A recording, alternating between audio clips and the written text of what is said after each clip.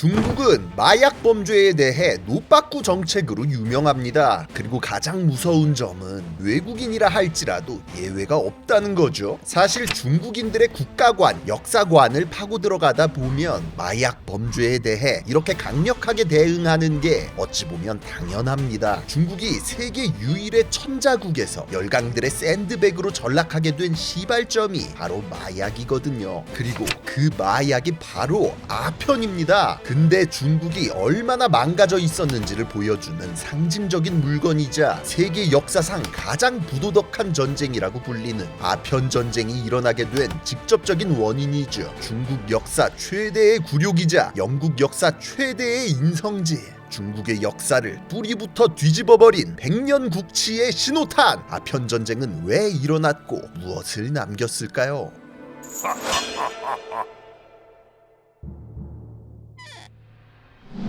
유럽인들이 중세의 암흑기에서 벗어나 새로운 시대로 들어가고 있던 시기, 유라시아 반대편의 중국에서는 몽골 제국이 지나간 폐허 위에 명나라가 세워져 잃어버린 자존심을 되찾기 위해 고루한 중화 질서를 꾸역꾸역 재건하고 있었습니다. 당시 명나라는 인류 역사상 유례가 없는 거대 함대를 보유하고 있었는데도 바다의 문을 걸어 잠그고 선박들을 해체한 뒤 기존 중화 질서 안에 틀어박혔죠. 반면 유럽인들은 르네상스 시기를 거쳐 그동안 잘 알지 못했던 문명과 대륙, 바다를 발견하고 세계관을 넓혀 나갔습니다. 하지만 이때까지는 세계사의 바람이 어디로 불게 될지 알 수 없었어요. 기존 질서를 타파하며 세계로 진출하고 있던 유럽은 아이러니하게도 그 변화 과정에서의 이권 투쟁이 30년 전쟁이라는 대전쟁으로 비화하며 쑥대밭이 되어버렸고, 반대로 중국은 이민족 왕조인 청나라의 지배 아래 150년 동안의 태평성대가 열렸거든요. 마르코폴로가 원나라에 다녀오고 나서부터 세계에서 가장 강력하고 거대한 중화제국은 유럽인들이 가보고 싶어하는 마지막 종착지였습니다. 때문에 유럽인들은 대항해 시대 이후 선교사들을 중국 황실에 파견하고 무역 거점들을 마련하면서 조금씩 교류를 하기 시작했는데요. 강희제, 웅정제, 건륭제로 이어지는 청나라의 태평성세가 너무나도 풍요롭고 평화로워서 이를 보고 들은 유럽의 지식인들이 중국을 배워야 된다며 자아성찰을 할 정도였습니다. 이런 낙원 같은 땅에서 나오는 보물들도 놓칠 수 없죠. 유럽인들은 청나라의 진귀한 물건들을 수입하고 싶어서 안달이 났습니다. 포르투갈과 네덜란드가 일찍이 마카오, 대만 등의 무역 거점을 확보하고 비단과 도자기, 차 같은 물건들을 사와서 막대한 이득을 보고 있었어요. 그리고 이에 발맞춰 후발주자인 영국도 중국의 문을 두드리기 시작합니다.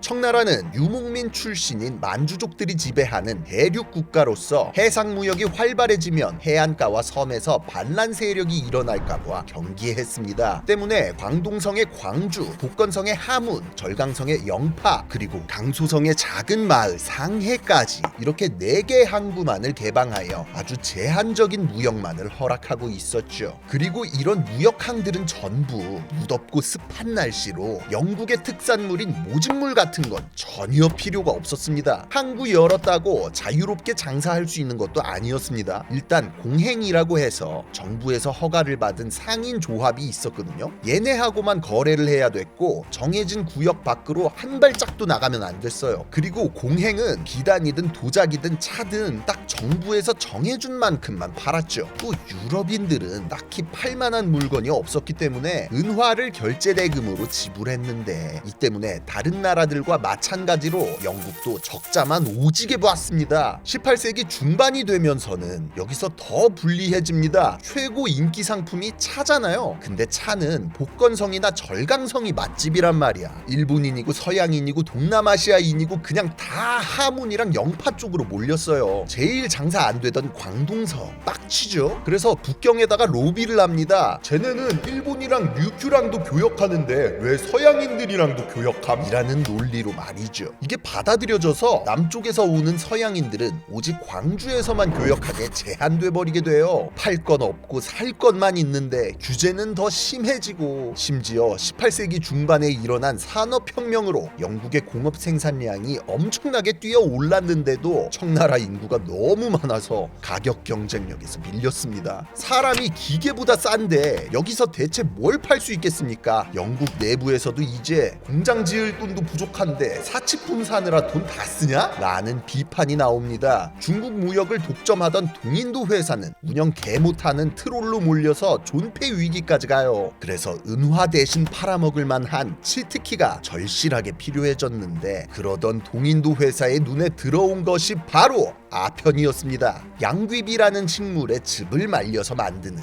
마약의 일종이었죠.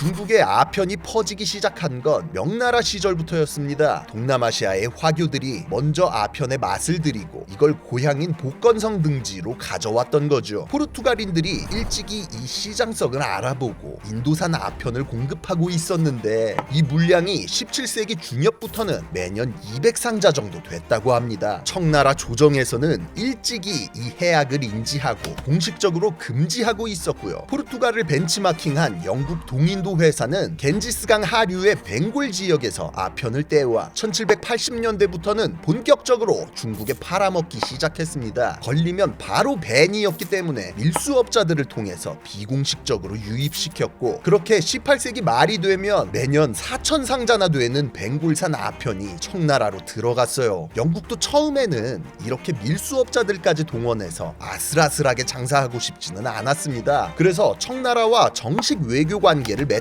빡빡한 공행무역을 폐지해달라고 요청하기로 해요. 그렇게 1793년 영국의 전권 특사 조지 맥카트니가 1년에 걸친 항해 끝에 북경에 입성, 건륭제를 아련하고 공행의 폐지와 자유무역의 개시, 양국 대사관 설치와 대사의 상주, 그리고 영국인들이 사용할 섬 하나만 할양해달라는 내용이 담긴 조지 3세의 친서를 전달하게 되죠. 그러나 건륭제의 반응은 이 뭔 개소리야! 였습니다. 천하의 중심에 황제국이 있고 그 가장자리에 번국이 있고 그 바깥에는 조공국들이 있어서 조공국들의 왕은 황제국의 신하국가로서 자기 나라를 알아서 잘 통치하는 게 중화질서 이거늘. 하물며 이 조공국 라인에도 못 끼는 바다 건너 오랑캐들이 천자의 물산을 동경하여 먼 길을 마다하고 찾아오기에 이를 가엾게 여겨서 좀 챙겨서 돌려보내줬을 뿐이라는 거예요. 그런데 이제 와서는 무역인이 외교인이 알 수 없는 말이나 짓거리면서 도리어 중화 천자의 땅을 떼어달라고? 가당치도 않은 소리였습니다. 아예 세계관 자체가 달랐고 상식 자체가 달랐던 거예요.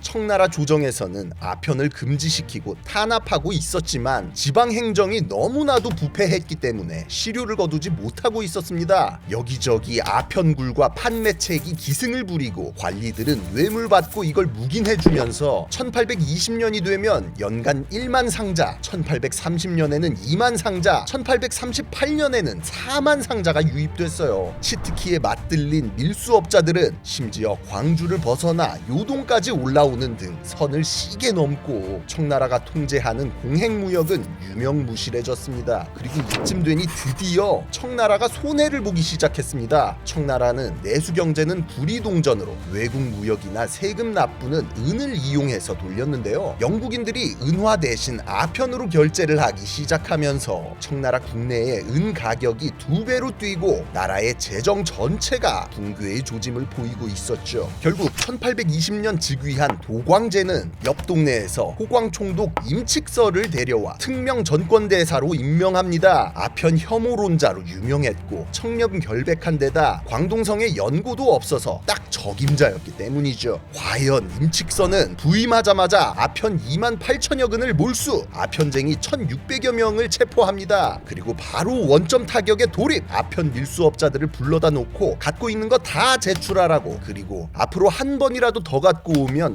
사형당하겠다는 서약서를 쓰라고 해요. 이 양반은 뇌물도 안 통했기 때문에 결국 밀수업자들도 순순히 아편을 내놓을 수밖에 없었죠. 임칙선은 주강 하구에 인공 연못을 2개 만들어서 바닷물을 채우고 몰수한 아편과 생석회를 섞어서 끓여 없애버렸습니다. 그 양이 얼마나 많았는지 이걸 다 폐기하는 데만 해도 20일이나 걸렸다고 해요. 그러나 영국 밀수업자들은 이 광경을 보고도 끝까지 서약서 작성을 거부! 그냥 더러워서 장사 접겠다며 단체로 철수해버렸습니다. 영국의 무역 감독관이었던 찰스 엘리엇은 영국인의 생명과 재산이 위협당했다! 라며 적반하장으로 영국 당국에 이 사태를 전했고요. 그렇게 영국 의회에서는 이걸 어떻게 대응해야 하느냐 하는 논의가 시작됐어요.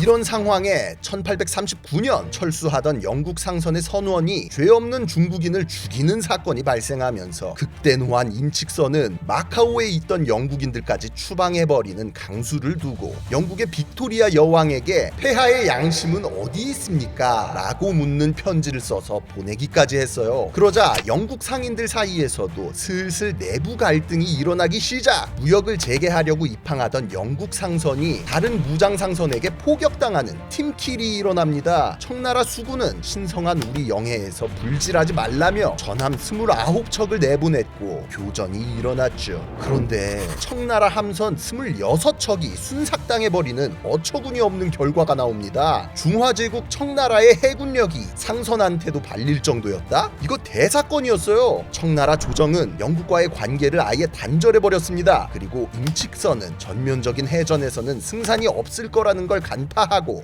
미국 무기상인들로부터 서양식 대포 300문과 함선을 사들여 항구를 요새화하기 시작했고요. 그리고 청나라가 생각보다 훨씬 약체였다는 게 알려지면서 영국 국내에서는 슬슬 그냥 패버려서 개항시키자는 소리가 나오기 시작했죠. 사실 워낙 명분이 없어서 영국 의회에서도 반대 의견이 많았습니다. 세계 최고의 문명국이라 자부하면서 마약 팔아먹으려고 전쟁하는 게 말이 되냐는 거였어요. 그러나 그렇게 이루어진 투표의 결과는 271대 262 전쟁을 위한 특별 예산안은 결국 통과되고 1840년 4월 양심 따위 개나 줘버린 청나라 레이드가 시작됐죠. 인도에서 군함 16척, 수송선 27척에 동인도 회사 증기전함 4척, 식민지 용병 4,000명으로 이루어진 원정군이 편성되고 2달도 안 되어 광동성 해안에 나타났습니다. 그러나 방어력이 폭풍 업그레이드된 광주는 공격하기가 쉽지 않았어요. 때문에 영국 해군은 광주 해역을 그냥 봉쇄하고 북상해버리기로 결정! 7월 5일에는 절강성의 주산도를 점령하고 8월 9일에는 북경 바로 앞바다인 발해만까지 진입합니다. 북경의 청나라 조정은 수도 앞에 오랑캐의 군함이 나타났다는 사실에 놀라 자빠졌고 애꿎은 임칙서를 파면한 뒤 협상을 시도하는데요. 다른 건 다 양보한다 쳐도 천자의 영토를 떼어줄 순 없는 노릇이라 결국 협상은 결렬! 본격적인 전쟁이 시작됐죠. 영국군이 광주 앞바다에서 즉시 공격을 재개해 전면적인 포격전이 벌어지고 1841년 1월 주강 하구의 호문진이 함락! 홍콩이 영국군 수중에 떨어졌습니다. 그리고 같은 해 8월 영국군은 광동성 일대를 쑥대밭으로 만들며 북상해 기어코 장강을 거슬러 올라오며 지나가는 곳을 닥치는 대로 파괴하기 시작했어요. 그렇게 1842년 7월 21일 중국 경제의 핵심이라고 할 수 있는 대운하가 봉쇄되고 청나라 제2의 수도인 남경이 영국군의 공격에 무방비로 노출됩니다. 결국 청나라는 패배를 인정할 수밖에 없었습니다. 장강에 정박해 있던 영국 전열함 호널리스호에서 강화조약이 체결되면서 중국이 수천 년간 유지해왔던 중화사상은 산산이 부서지게 되죠.